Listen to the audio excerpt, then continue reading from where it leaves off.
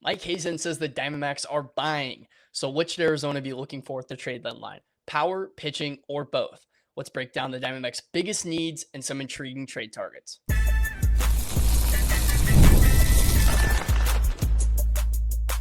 You are Locked On Diamondbacks, your daily Arizona Diamondbacks podcast, part of the Locked On Podcast Network, your team every day. Hello and welcome to Locked On Diamondbacks, a part of the Locked On Podcast Network, your team every day. I'm your host, George Lund, and today's episode is brought to you by Odoo. Great organizations win because operations matter, and that's why you should get Odoo. Try for free today at odoo.com/lockedon. That's odoo.com/lockedon. Now, the biggest news beyond just the series wins over the Angels, over the Cincinnati Reds, get some momentum going after a slow start to June. The Marlins, the National Series, big regression, big steps back. Not what you wanted to see with the trade deadline approaching the All-Star break. You got to make some big decisions here. But before the Diamondbacks were able to take the rubber match against the Angels, Diamondbacks general manager Mike Hazen announced on Arizona Sports that the Diamondbacks would be buyers at the trade deadline. This should come to no surprise to anyone. Of course, the Diamondbacks are a half game back of a wild card spot. When you're contending for a wild card spot, when it really doesn't look like there are a ton of runaway favorites in those positions, the Cubs, the Pirates, the Padres, the Cardinals, all of these teams have been floating around, I won't say mediocrity, but a lot of ups and downs for a lot of these teams. And there's definitely a chance for any of these teams to make a run at any point in the season. The Diamondbacks feel like they can do just that, especially with the reinforcements that they have later in the year, the Corbin Burnes, the AJ Pucks. We'll talk a little bit about those later, how that it could affect what they do at the trade deadline. But obviously just some big news, knowing that they're going to be aggressive. Hopefully what that aggressiveness looks like, we'll talk a little bit about that. But really important for this team to make some additions for the sort of the negatives that have been highlighted as of recently. The power, some of the starting pitching has been very up and down outside of Michael Soroka and Eduardo Rodriguez. And going off that, Mike Hazen also mentioned recently that they're looking for all types of pitching, not just starters, not just bullpen. Obviously, the bullpen has been a pleasant surprise throughout the course of the year, but they might be looking for some bullpen pieces with AJ Puck. His injury return moved back a little bit. Justin Martinez is coming off Tommy John. You never know what you're going to get with a guy like that. And then, of course, Corbin Burnes, his timeline return looks like September. So do you wait for Burnes to return when you might be out of a playoff spot by that point? Who knows? But first and foremost, the thing that really stands out to me about what this team needs, and like I mentioned before, it's really shined as of late. The Diamondbacks have been one of the worst offensive teams in baseball over the last month. Now, of course, you get a great win yesterday to close out the series where the offense was phenomenal. Moreno had 3 hits. Corbin Carroll had a grand slam. Jordan Lawler had 2 hits. The offense really pulled it together as a group, but it hasn't been like that all month. And there's a lot of holes in the lineup right now. And for me, the biggest needs remain obvious. Power, power, power. The Diamondbacks are 18th in left-handed OPS despite Corbin Carroll carrying a 900 OPS. Corbin Carroll is one of the best left-handed hitters in baseball, just hitting off left-handed pitchers. He's hitting over 380 against left-handed pitching this year, so he's really saving them on that side of the ball. But Pavin Smith, Carlos Santana, some of their other left-handed hitters just really haven't held it down. And going into that, talking about first base in particular, they're dead last in MLB in first base OPS at 631. They're also dead last in DH OPS at 597. Those are brutal numbers. First base and DH, I talked a little bit about it yesterday, but those should be positions where you can secure a powerful hitter because you're not overly reliant on athleticism and defense. You don't need a guy that's going to go make a play for you out in the field. Historically, a lot of guys who can't play defense anymore are stuck in that DH spot. So you can find a good hitter relatively easy, and the Diamondbacks have really struggled with that in particular. And that leaves a giant hole in your lineup because it should be somewhere where you can fit in a guy who can at least secure you a few home runs, a month. And the Diamondbacks haven't really had that. They're the only team in baseball under a 600 OPS from the DH spot. That's really rough. So at the deadline, you're looking for a left-handed bat. They'll get Max Kepler back. They'll get Carlos Santana back. But we'll talk about them in a little bit about how much does those returns really factor into how much better this offense gets. I'm really hesitant on that. But then talking about the production at first base and DH in particular, it's just been brutal. Pavin Smith this season is 5 for 41. Ildemaro Vargas is 7 for 72 over the last 30 days. I thought it doesn't show how poor he's been as of late to look at his season stats, because of course he was so good in April that if you looked at the basis of his ESPN page, you say, oh, he has a 750 OPS, he's hitting 270. Well, that hasn't been the reality of how he's played over the last month, 2 months. And then with James Groover, of course, it's hard to be as harsh on him because he is a rookie. He's going through his growing pains. But if you're trying to compete for an NL wildcard spot, if you're trying to compete for playoff wins, championships, it just doesn't look like he's helping you out in the short term. He's 5 for 31 in the early part of his career. He's had some nice moments. The triple was his first hit. He had an RBI single when they were really struggling with runners in scoring position over the weekend against Cincinnati. It hasn't been horrible. He's gotten on base, but over the course of a season, I just don't know if they can handle the growing pains that he's going to have to go through before he blossoms into hopefully a nice MLB player. Carlos Santana will come back, and I'd like to imagine that will be when he'll get called down. But over a combination of just those two, Smith and Groover seasons, and then Ildemaro Vargas over the last 30 days, that's 17 for 144, 118 average. If the Diamondbacks are going to buy, they need power somewhere in this lineup. Obviously, last season, you have Eugenio Suarez, you have Josh Naylor. Kind of the basis of the team was the long ball and the home runs and the power they were able to produce throughout that lineup.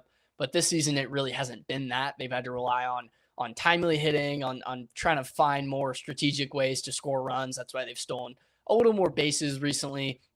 Nolan Arenado's kind of taken a slip over there offensively. He's hitting around 130 over the last 15, 30 days. So his bat hasn't been as productive as you thought it was going to be at the beginning of the season. Kind of a trend with a lot of guys who started off really hot and have kind of cooled down as of late. But wanted to talk about some of the internal reinforcements before we talk about what they could add to the team by buying. We've talked about Max Kepler before. He's an interesting player because, of course, he had really standout seasons in Minnesota. He was a middle-of-the-order power bat for them when they set the MLB record for most home runs in the season. He was a really big part of that. But he's a wild card. He's had just a 680, 690 OPS over each of the last 2 seasons. He hit 18 homers last year in 127 games with the Phillies when they added him, thinking they could get kind of a power bat to implement into their lineup. But he bat just 216. So besides those 18 homers, he wasn't overly effective. It was kind of home run or bust for him.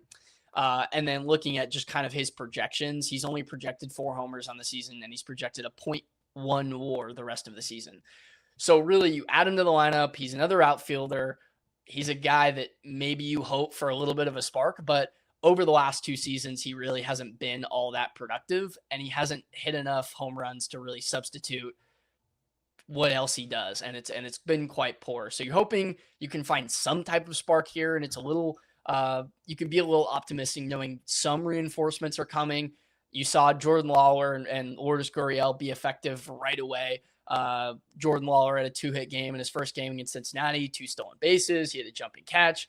He was really good yesterday in the win 2 days ago over the Angels. He's been really effective so far. Seeing Jordan Lawler healthy has been a really nice thing so far. I've been really happy to see him healthy and playing well so far, playing that center field where he looks really comfortable. Hopefully that's a mainstay for him going forward. But is Max Kepler going to be a big addition to the team? You don't know. You hope so, and he'll be a nice depth piece.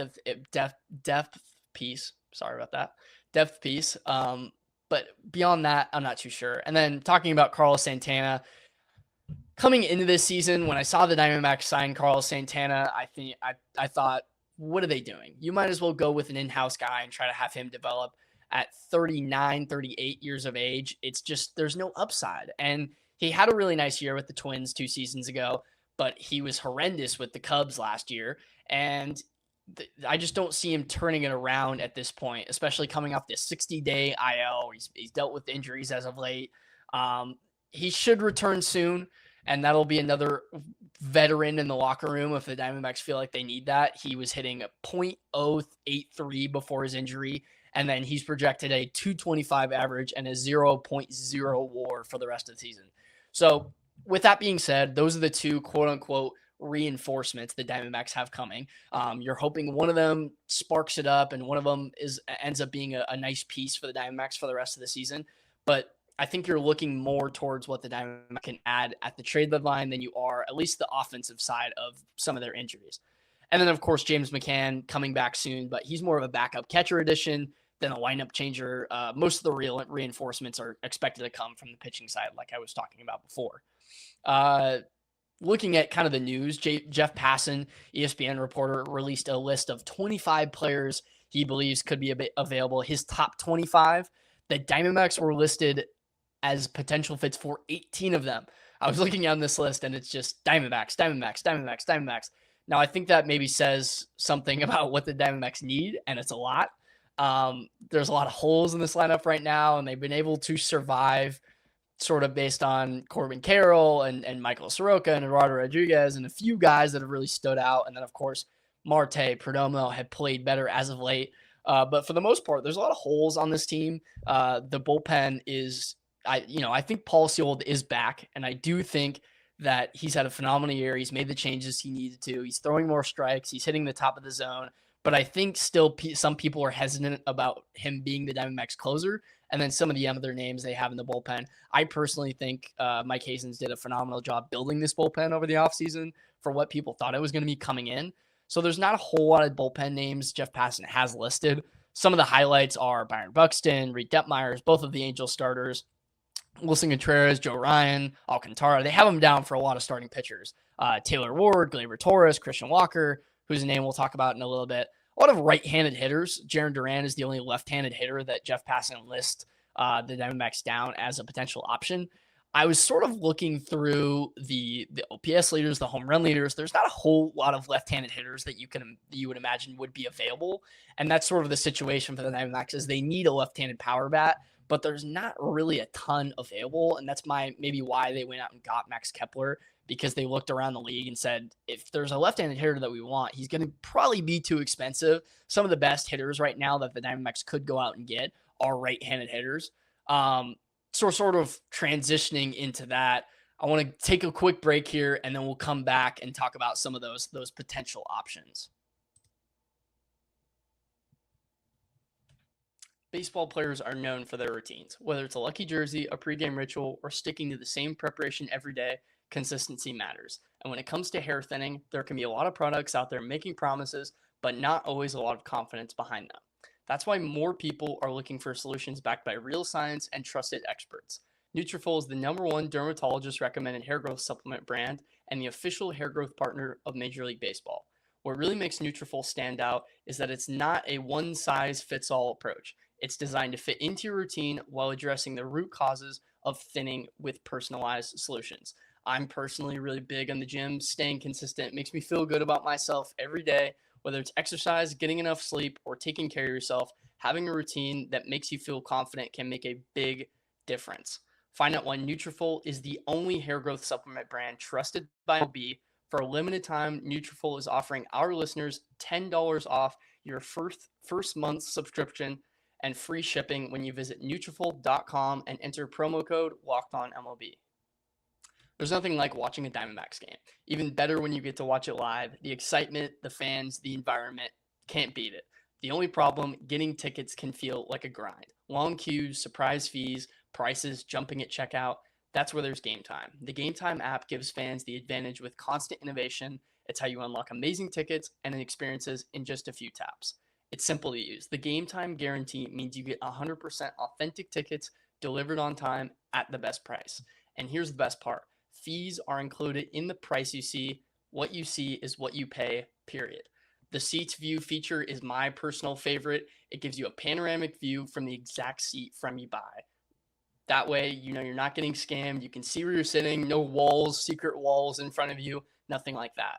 2 taps and it's done. No stress, no hidden fees, just great seats and minutes. That's what makes it so easy to decide last minute to hit a game. Take the guesswork out of buying MLB tickets with Game Time. Download the Game Time app, create an account, and use code LOCKEDON for $20 off your first purchase. Terms apply. Again, create an account and redeem code LOCKEDON for $20 off. Download the Game Time app today.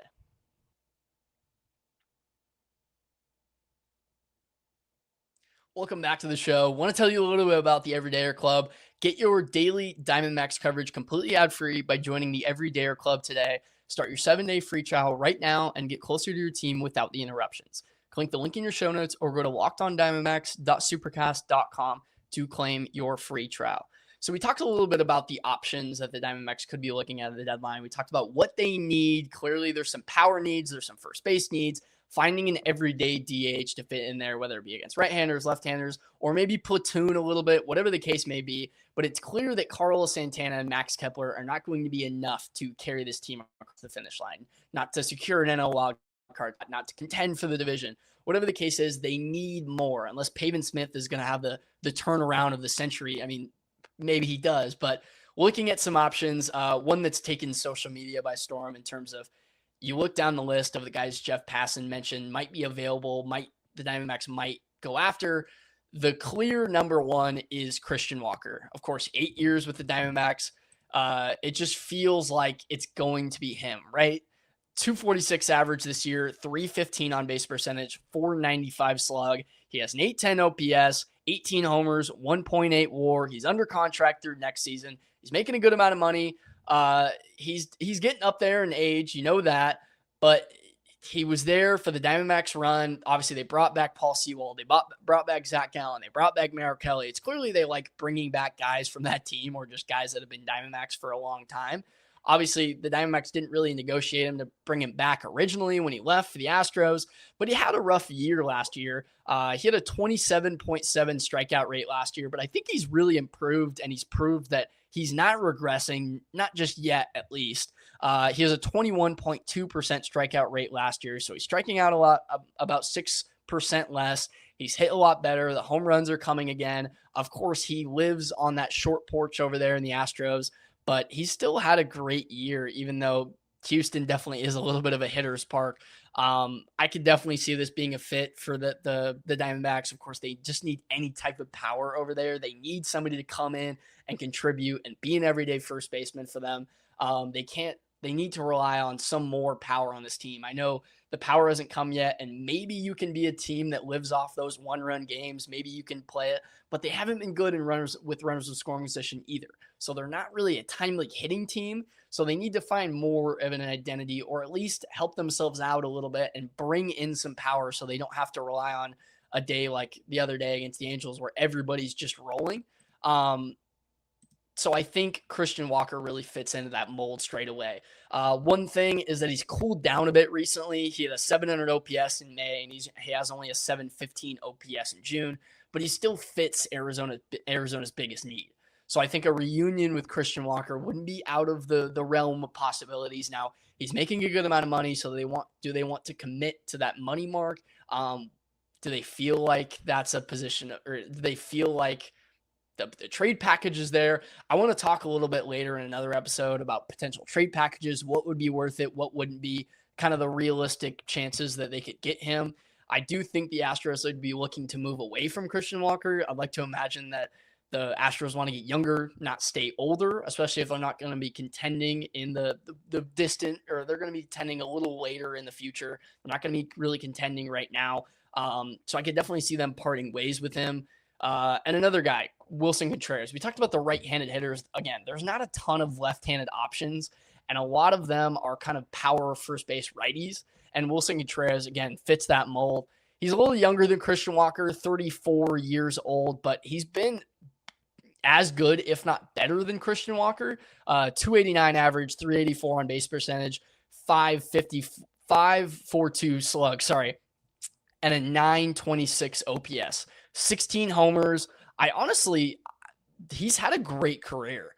He played phenomenal in Chicago, obviously won a championship, but has really grown into a power bat. Had a few good years in St. Louis, and then they let him go, goes to the Red Sox, and he's really been one of the lone shining bright things about that team so far, because the Red Sox have really struggled. And again, 34 years old, the Red Sox are probably trying to get younger and not rebuild, but retool a little bit.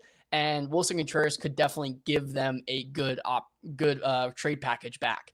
But the thing is, Willson Contreras might be a little more expensive than Christian Walker. He has 2 years left, plus a club option. The question, how much would St. Louis want? But I think that might be my favorite get if they were to go get him, although Christian Walker would be the fan favorite. The fans, go get him because he's been a Diamondback. He's been to the World Series with you. It just fits in the culture perfectly.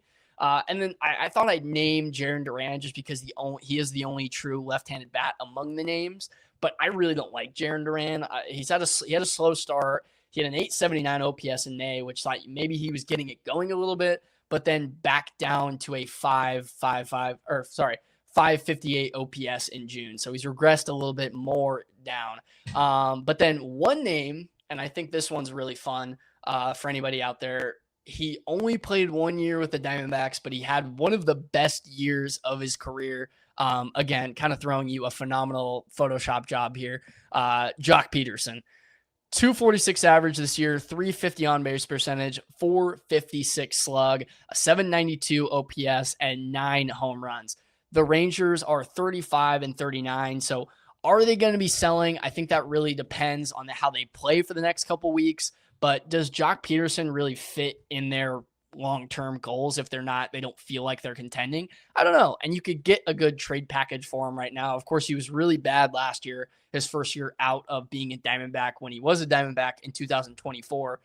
But he's had a really nice bounce back year. And when you're talking about a platoon bat, I mean, Joc Peterson might be the most platoon bat, in the big leagues right now. He has some interesting splits when it comes to home and away. All 9 of his homers have come at home. And the interesting thing with the Ranger Stadium in Chase Field with the Ranger Stadium is it has the lowest park factor in the big leagues. And what park factor is, it's a stat that pretty much takes the home runs, the triples, the dimensions, and it tells you how hard it is to hit in that stadium. And the Rangers, are at the very bottom. And that's just because it's a big sort of dome piece. The dimensions are really far back. It's one of the hardest parks to hit home runs in. Yet all 9 of his homers have come at home, but he only hits 214 at Globe Life Field. He has an 833 OPS, but that's because of the home runs. And then on the road, he has a 282 average and a 767 OPS on the road, but he hasn't hit a homer on the road. So kind of some weird splits from him this year, but people are easy to forget. He had a 2.9 WAR in Arizona in 2024. He had 23 home runs, and it was one of the best seasons of his career. I think there's an argument to be made. It was the best season of his career, at least statistically. So Joc Peterson's another guy I could see them bringing back. He'd be another guy that's cheap. I'm trying to think of realistic options. I know Jeff Passan put Byron Buxton down, but I really just don't see the Diamondbacks going out and get Byron Buxton, especially because it feels like they have their guys in the outfield. I mean, if Lourdes Gurriel doesn't work, you're hoping Ryan Waldschmidt can be your guy. Jordan Lawler looks like he'll be in center field for a little while. But Joc Peterson would fit in the lineup immediately. That's your DH almost, every day when you're facing a righty. He'd be a big power bat, and they need a power bat. So I think Joc Peterson would be a good fit. You're going to find out there's a little bit of a trend here that I like returning Diamondbacks. I think that's just easy when looking at guys you could trade for. You already know how they like the fans. They can fit into the culture. And then you're just looking for power. And, going through the list of top guys hitting home runs in the league, and Joc Peterson, Christian Walker, Wilson Contreras, they're right there. Running a business shouldn't feel like you're trying to connect a bunch of systems that were never designed to work together. One app for accounting, another for inventory, another for sales, and somehow none of them talk to each other. That's where Odoo comes in. Odoo is an all-in-one business management software that brings every part of your business together in one powerful platform. From sales and accounting to inventory and marketing, everything works in one place, helping your team move faster, stay organized, and focus on growing the business instead of managing software. The best organizations know that success isn't just about talent. It's about having everyone work together towards the same goal. And that's true in sports, just like it is in business. Think about the Corbin Carroll extension a few years ago, now really paying off big time for how the stardom that he's grown into. You can tell this wasn't just a reactionary move. The organization had a vision, stuck to it, and now you're seeing the results because everyone was working from the same playbook. Great organizations win because operations matter. And that's why you should get Odoo. Try it for free today at odoo.com/lockedon. That's odoo.com/lockedon. Baseball season is here and now, and you can trade every game on Call Sheet. Looking at a league-specific matchup for tomorrow, Tigers versus the White Sox. The White Sox are trading at a 38% probability to beat the Tigers, meaning a $100 trade pays out $239.92 if they win. On call sheet, you're trading against peers in a live market, meaning there's no house. And as the probability changes, you can buy in and out of your position. For a limited time, download the call sheet app and use code LOCKEDON to get $10 when you trade for 10. KALSHI. Call sheet. Trade on anything. 18 plus only. Restrictions and eligibility requirements apply. Event contract trading involves risk and may not be suitable for all investors. Prices, values, and available markets may differ from those mentioned. For more information, see callsheet.com/regulatory. I think we'll talk about now the starting pitching as a whole. I've talked about it a little earlier about what do the Diamondbacks need. Well, a power bat, a first baseman, a DH. That's kind of my hierarchy of that's the top.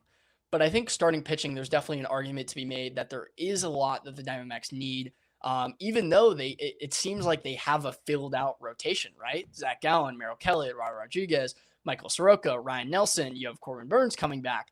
But as Hazen said, they're looking for both starters and relievers, not just one or the other. And there's a reason that they're looking for a starter, even though they have all this money tied to all their starting rotation. They're 26th in starting pitching WAR. They're 29th in Ks per nine, and this is all starting pitching stats. They're 15th in ERA, but they're 29th in expected ERA. Now, I know that's just a bunch of mumbo jumbo. Well, expected ERA isn't their actual ERA. Well, what expected ERA pretty much tells me is that the results haven't, the underlying numbers think the results should be worse than they actually are. Eduardo Rodriguez is a big reason for that. His K per nine is a career low. His walk per nine is a career high. I think his expected ERA is in the back half of the fours versus his normal ERA is the fifth best in the MLB. And that could point to potential second half regression for him in the second half of the season after the All-Star break. And you don't want to be caught off guard after the trade deadline already passes. Now, I know that's a bunch of what ifs, but there's also the factors that Zac Gallen and Merrill Kelly have been two of the worst starting pitchers in the entire big leagues this year. Zac Gallen signed on a 1-year deal. Merrill Kelly signed on a 2-year deal. They're both making a lot of money. But what do you do with those kind of guys? You're obviously not going to DFA them. They're longtime Diamondbacks. It doesn't feel like you're going to let them go.